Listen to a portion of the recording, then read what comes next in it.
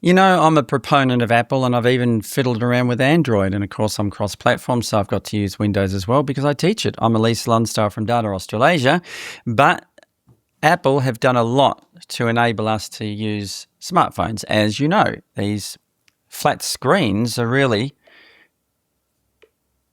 when the gestures actually work, these flat screens are actually a hostile environment to a vision impaired person because there's nothing to feel. So we're very grateful for having the accessibility with Apple VoiceOver, just to name a few things. There's even a lot there for low vision users.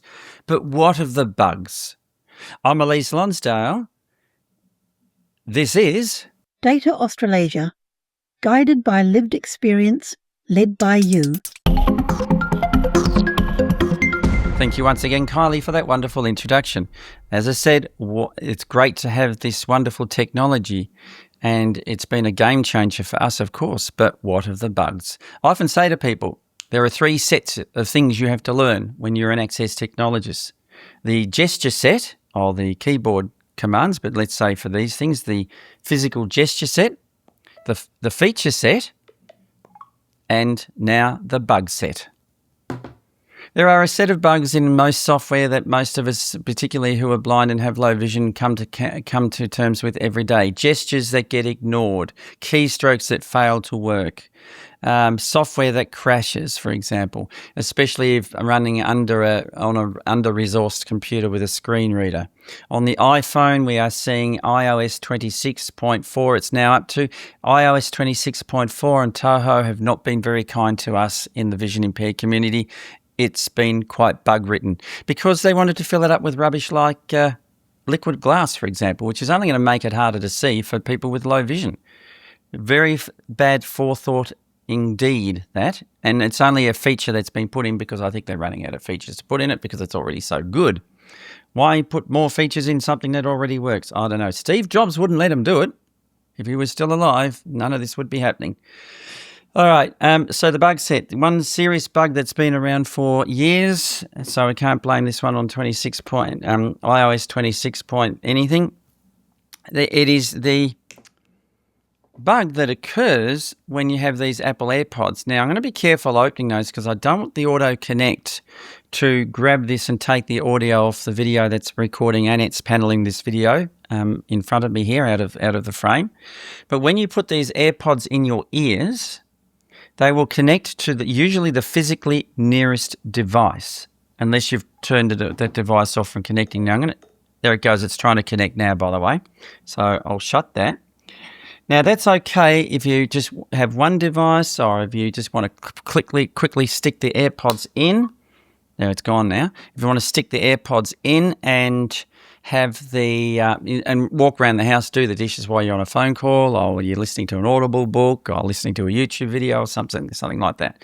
Or if you're out in the street or on a train and you need to listen to something. What happens when you take the AirPods out and put them back in their case? They should disengage. The Bluetooth connection from the phone or whichever device you're using, your iPad or your phone, should instantly stop. So therefore you start hearing things through the phone speaker, so you can take hands-free phone calls, or put the phone up to your ear, or listen to the screen reader just by having the phone in front of you. There are times it doesn't.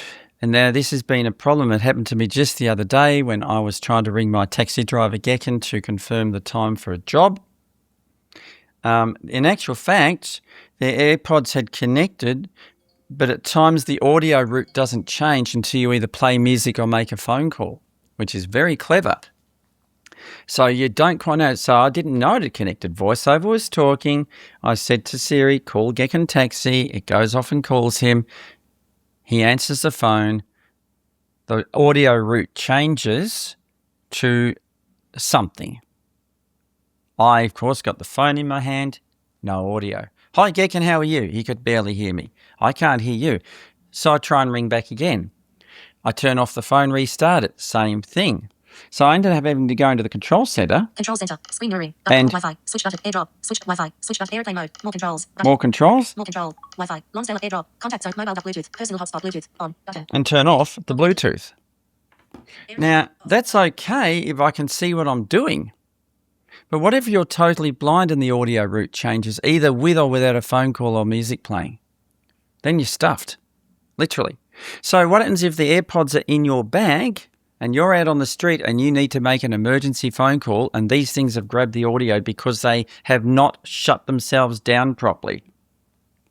You're going to have a blind person on the street trying to worry about getting a taxi, trying to call for help, trying to call a loved one, and they can't hear what the heck's going on, and they don't have access to the audio to go in and break the Bluetooth connection, because that's what I had to do. I'm sorry, Apple. You need to make a gesture with VoiceOver that routes all audio back to the speaker, come what may. And if you're in an office or a meeting and some people are complaining about your screen reader talking, well, then it's too bloody bad, because there needs to be some quick and dirty method for you to route the audio back to the device if something connects. It could even be your Shocks headphones sitting in a cupboard. I have my Shocks headphones. Sometimes I take them out with me and I forget to turn them off, or they turn themselves on. And of course, they'll take the Bluetooth connection. So you've got to break the Bluetooth connection or figure out what the hell connected. It happened to me with a friend of mine in hospital. I was trying to ring that friend to say I'm coming over with your washing or some food. I rang them and I could hear them in the background because their AirPod was in their handbag over the other side of the room. And Elise tried to yell out to me, "Elise, I can't hear you."